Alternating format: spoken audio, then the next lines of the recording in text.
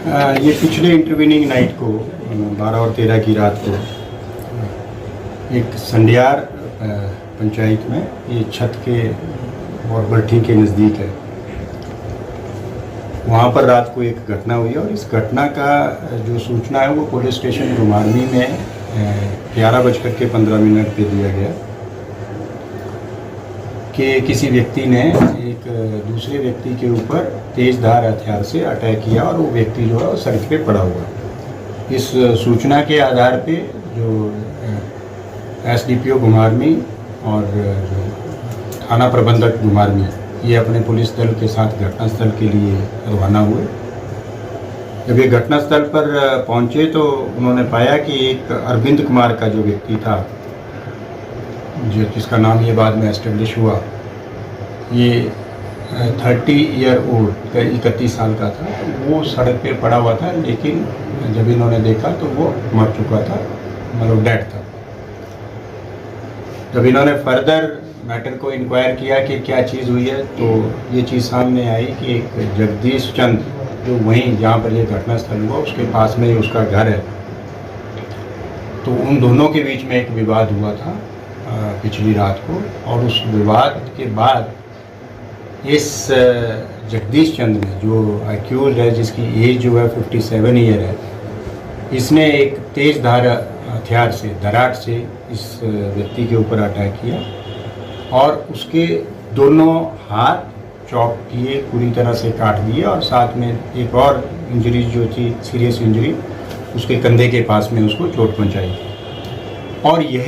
मुख्यतः यही कारण जो है वो अरविंद की मौत का लगता है। हालांकि अभी तक हम इसकी पोस्टमार्टम जो है वो हॉस्पिटल से करवाने जा रहे हैं और जो असल मौत का कारण है उन डॉक्टरों से भी इस बात को जांचेंगे। तो इसी घटना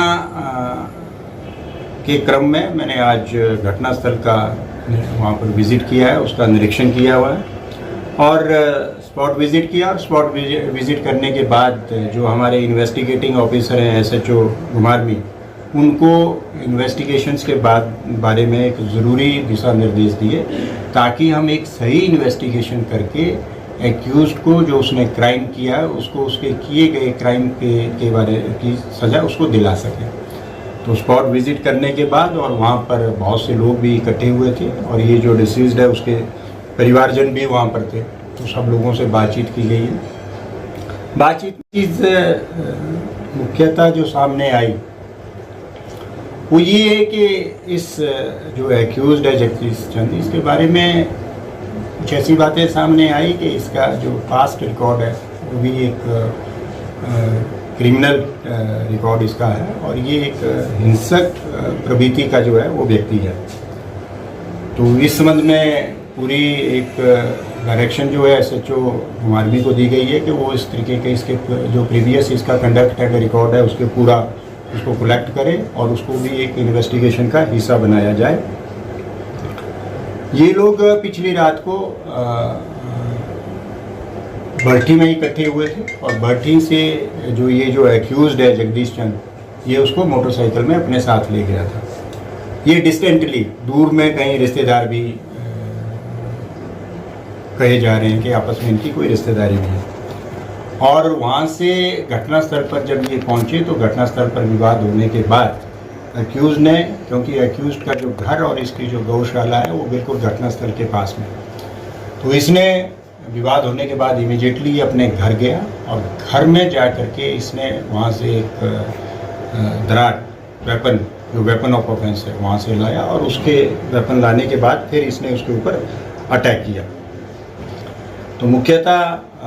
जो स्पॉट की जो कार्रवाई है वो कंप्लीट हो चुकी है और एक्यूज़ को हमने डिटेन कर लिया है, जो हमारा सस्पेक्ट भी है। और मोस्ट प्रोबेबली जो अभी तक जो कुछ साक्ष्य सामने आए हैं उसी से ये बात स्पष्ट है कि यही इस मामले पे हमारा एक्यूज़ड है। तो उसको भी डिटेन किया गया और इसके साथ पूरा